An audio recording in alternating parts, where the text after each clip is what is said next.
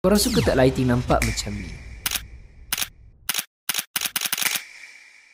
Smart kan? So guys, ini dia Imagine flashlight daripada Neower. Korang tengok saiz dia kecil je kan? Tapi semua benda dia boleh buat. Yang aku suka dia ada RGB, yang mana korang boleh tukar just dengan tekan dia punya knob ni je. So dia ada 4 warna: putih, oranye, biru ataupun merah. Kalau korang nak adjustkan dia punya nak nampak soft ke, nak nampak sharp, korang boleh buat dengan tolak saja bahagian depan dia ni. Tapi kalau nak lebih soft, korang tarik je ke belakang balik, so dia akan nampak lebih soft and luas lah. Ni yang korang nampak kat belakang ni, aku tengah guna tau.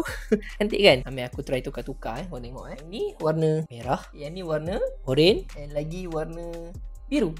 Mana korang rasa paling cantik? Aku stick pada yang warna putih ni saja dulu. Nampak kan? Cantik kan? Dia bagi efek kat belakang macam tu. Dan yang aku suka juga, dia boleh guna sambil charge. Yang ni lah biasa masalah lighting yang lain, tak boleh nak charge masa guna. Dekat body dia ni juga, dia ada 4 mounting screw yang korang boleh mountkan dekat tripod. Macam korang boleh tengok, aku mountkan dekat tripod macam ni, dia suluh terus ke belakang. So biasanya aku akan menggunakan lighting ni untuk shoot B-roll, and of course yang dekat belakang ni. So dia boleh hasilkan macam efek yang macam ada cahaya matahari yang suluh kan, betul tak? So dia ada vibe-vibe macam cinematic. So setup korang akan nampak lebih cantik lah. Tapi efek ni sebenarnya dihasilkan dengan this filter. Korang boleh tengok sangat-sangatlah banyak. Macam dekat awal video tadi, ni semua yang korang akan dapat. So korang boleh tukar-tukar filter dia ni mengikut mood yang korang nak. Yang ni kalau korang yang shooting untuk produk, memang cantik lah. Dari segi kualiti cahaya dia pula, yes, dia smooth, and warna dia nampak natural je bila kena kulit aku. And even produk-produk yang aku tengah rakam, body dia fully metal, memang rasa premium. And dia punya berat tu rasa macam pegang benda yang beribu. Harga dia korang tengok sendiri kat bawah. So guys, kalau korang nak upgrade korang punya setup, ataupun korang yang jenis rakam produk untuk buat iklan ke, memang aku sangat recommend untuk korang dapatkan this Imagine lighting daripada Neower. Korang tengok kalau aku tutup nampak? Dia nampak kan tak cantik kan? So guys, kalau korang nak, link aku sediakan dekat bawah.